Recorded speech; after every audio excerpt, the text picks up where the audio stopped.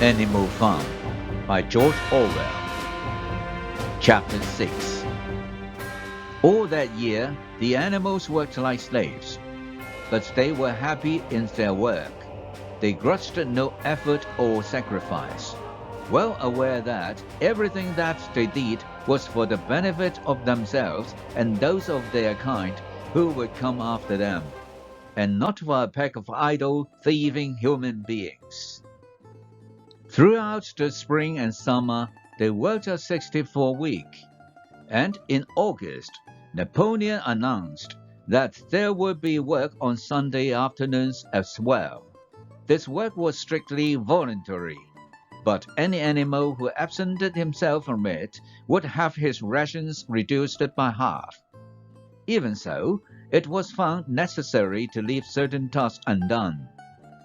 The harvest was a little less successful than in the previous year, and 2 fields which should have been sown with roots in the early summer were not sown because the plowing had not been completed early enough. It was possible to foresee that the coming winter would be a hard one. The windmill presented unexpected difficulties. There was a good quarry of limestone on the farm, and plenty of sand and cement had been found in one of the outhouses, so that all the materials for building were at hand.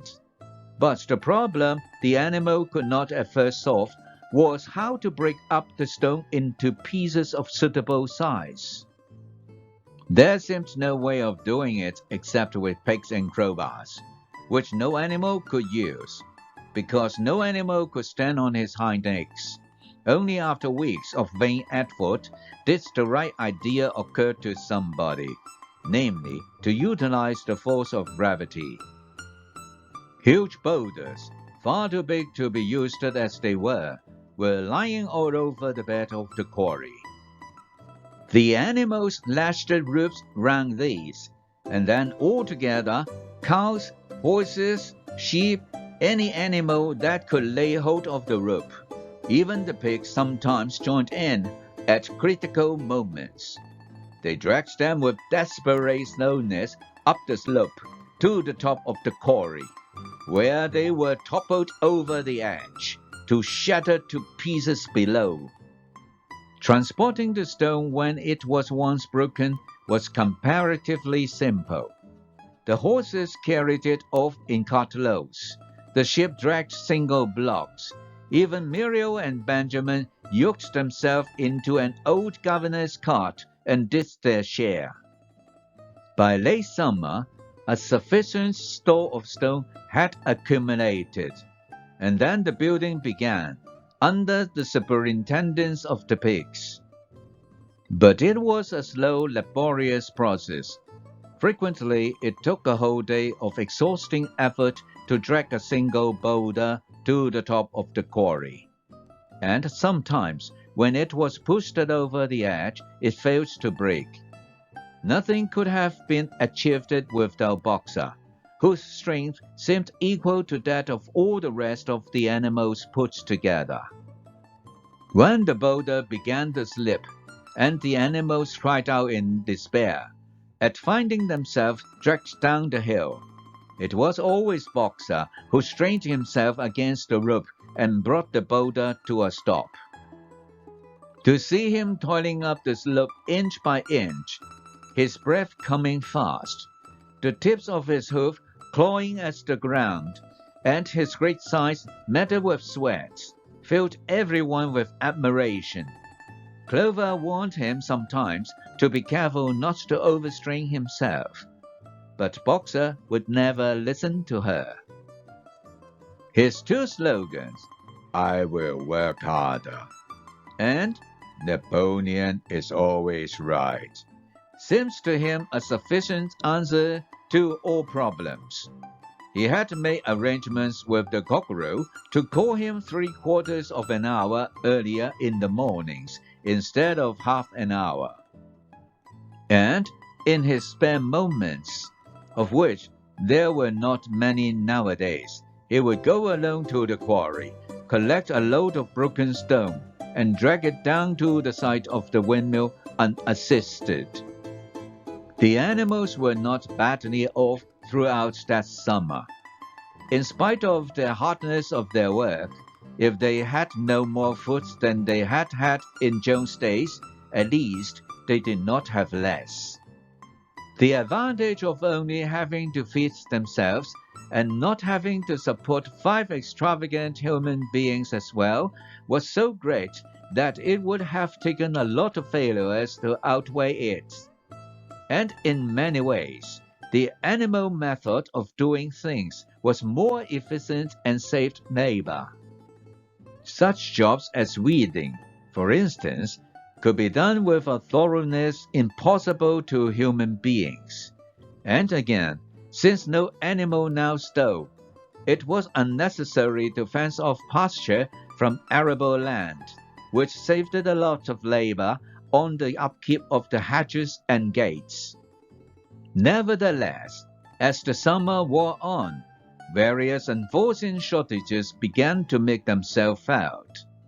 There was need of paraffin oil, nails, string, dog biscuits, and iron for the horses' shoes, none of which could be produced on the farm. Later, there would also be need for seeds and artificial manures, besides various tools and finally the machinery for the windmill. How these were to be procured, no one was able to imagine. One Sunday morning, when the animals assembled to receive their orders, Napoleon announced that he had decided upon a new policy. From now onwards, Animal Farm would engage in trade with the neighboring farms, not, of course, for any commercial purpose, but simply in order to obtain certain materials which were urgently necessary. The needs of the windmill must override everything else, he said. He was therefore making arrangements to sell a stack of hay and part of the current year's wheat crop, and later on, if more money were needed, it would have to be made up by the sale of eggs, for which there was always a market in Wellington. The hands, said Napoleon, should welcome this sacrifice as their own special contribution towards the building of the windmill. Once again, the animals were conscious of a vague uneasiness. Never to have any dealings with human beings, never to engage in trade, never to make use of money. Had not this been among the earliest resolutions passed at that first triumphant meeting after Jones was expelled? All the animals remembered passing such resolutions, or at least they thought that they remembered it. The 4 young pigs who had protested when Napoleon abolished the meetings raised their voices timidly, but they were promptly silenced by a tremendous growling from the dogs. Then, as usual, the ship broke into 4 legs good, 2 legs bad, and the momentary awkwardness was soothed over. Finally, Napoleon raised his trotter for silence and announced that he had already made all the arrangements. There would be no need for any of the animals to come in contact with human beings, which would clearly be most undesirable. He intended to take the whole burden upon his own shoulders. Mr. Whymper, a solicitor living in Wellington, had agreed to act as intermediary between Animal Farm and the outside world, and would visit the farm every Monday morning to receive his instructions. Napoleon ended his speech with his usual cry of, "Long live Animal Farm!" And after the singing of Beasts of England, the animals were dismissed. Afterwards, Squealer made a round of the farm and set the animals' minds at rest. He assured them that the resolution against engaging in trade and using money had never been passed or even suggested. It was pure imagination, probably traceable in the beginning to lines circulated by Snowball. A few animals still felt faintly doubtful, but Squealer asked them shrewdly, Are you certain that this is not something that you have dreamed, comrades? Have you any record of such a resolution? Is it written down anywhere?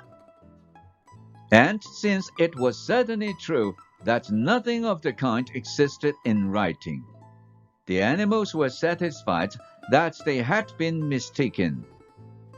Every Monday, Mr. Wimper visited the farm as had been arranged. He was a sly-looking little man with side whiskers, a solicitor in a very small way of business, but sharp enough to have realized earlier than anyone else that Animal Farm would need a broker, and that the commissions would be worth having.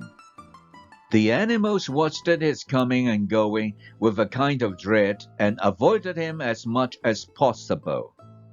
Nevertheless, the sight of Napoleon on all fours delivering orders to Wimper, who stood on two legs, roused their pride and partly reconciled them to the new arrangement.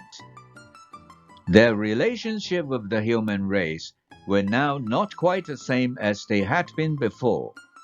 The human beings did not hate Animal Farm any less now that it was prospering. Indeed, they hated it more than ever. Every human being held it as an article of faith that the farm would go bankrupt sooner or later, and above all, that the windmill would be a failure. They would meet in the public houses and prove to one another by means of diagrams that the windmill was bound to fall down, or that if it did stand up, then that it would never work.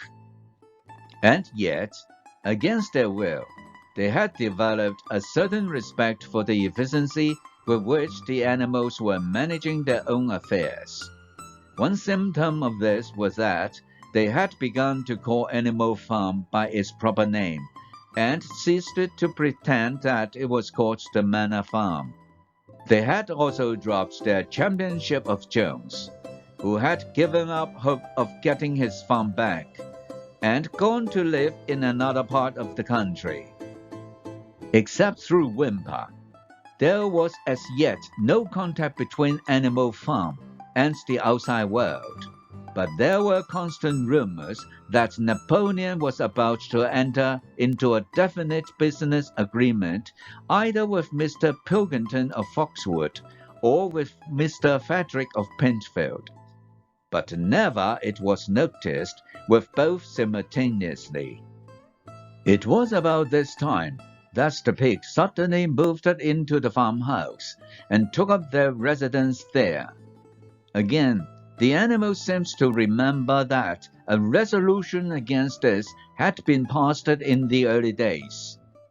And again, Squealer was able to convince them that this was not the case. It was absolutely necessary, he said, that the pigs, who were the brains of the farm, should have a quiet place to work in. It was also more suited to the dignity of the leader Napoleon to live in a house than in a mere sty.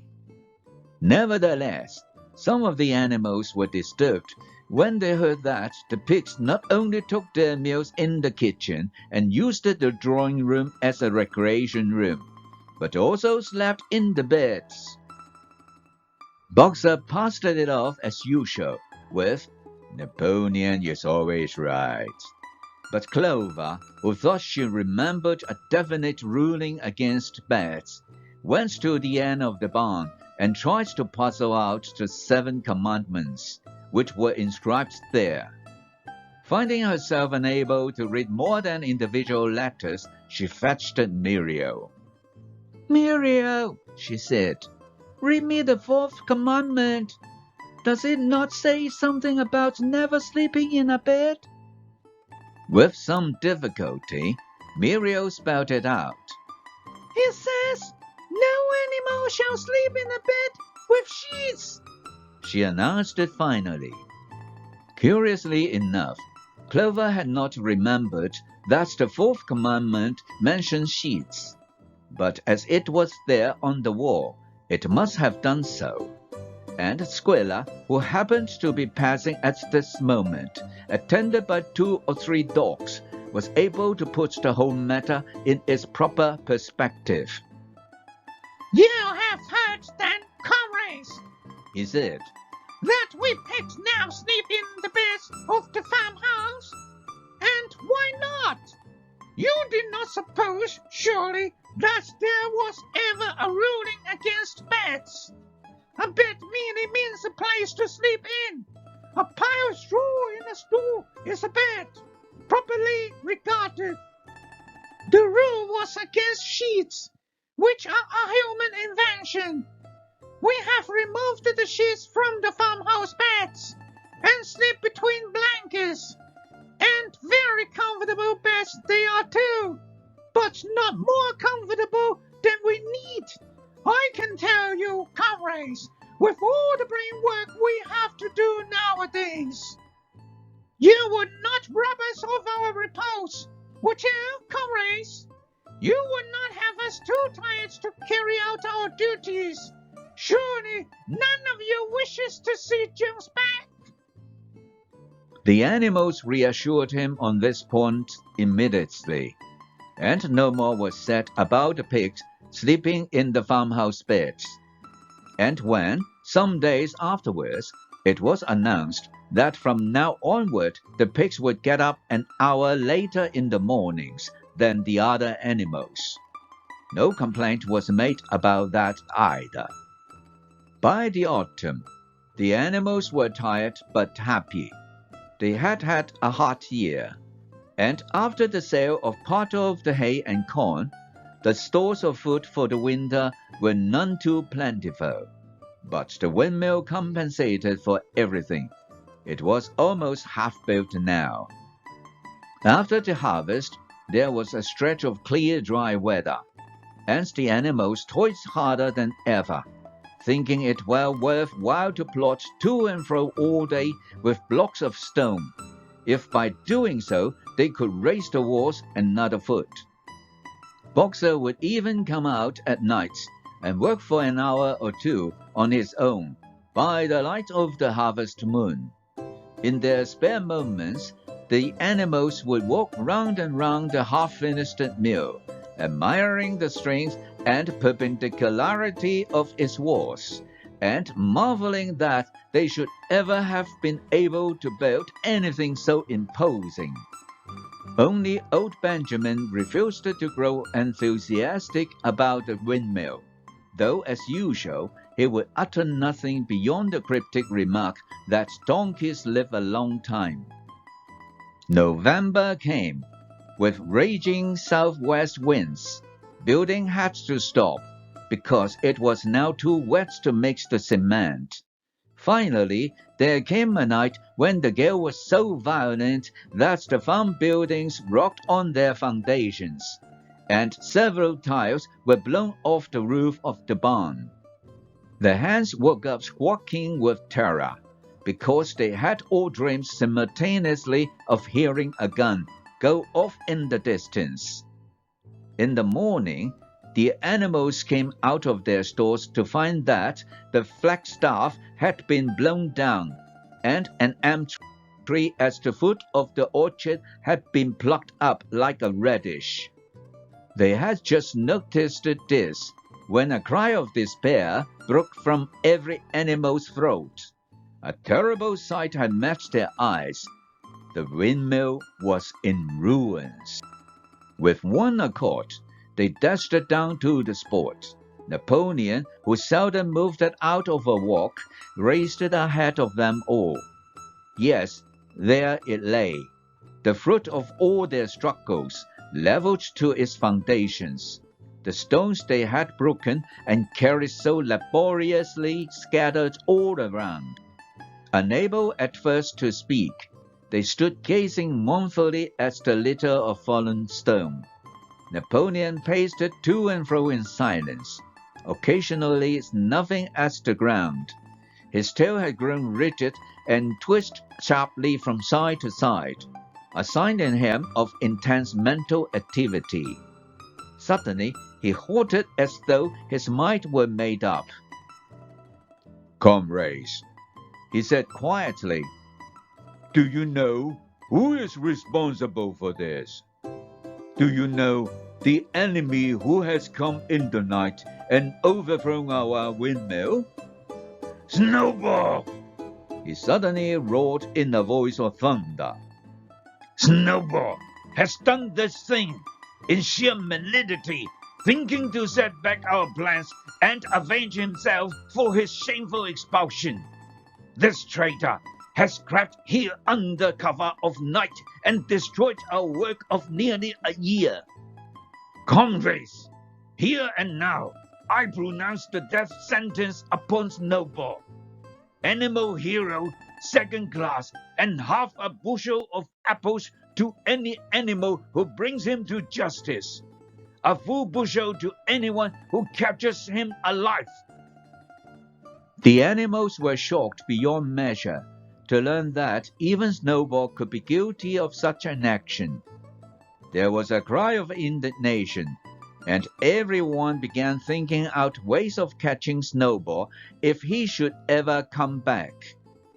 Almost immediately, the footprints of a pig were discovered in the grass at a little distance from the knoll. They could only be traced for a few yards, but appeared to lead to a hole in the hedge. Napoleon snuffed deeply at them and pronounced them to be snowballs. He gave it as his opinion that Snowball had probably come from the direction of Foxwood Farm. "No more delays, comrades!" cried Napoleon when the footprints had been examined. "There is work to be done. This very morning we begin rebuilding the windmill, and we will build all through the winter, rain or shine. We will teach this miserable traitor that he cannot undo our work so easily. Remember, comrades, there must be no alteration in our plans. They shall be carried out through the day. Forward, comrades! Long live the windmill! Long live Animal Farm!" This is the end of Chapter 6, to be continued in Chapter 7. See you then.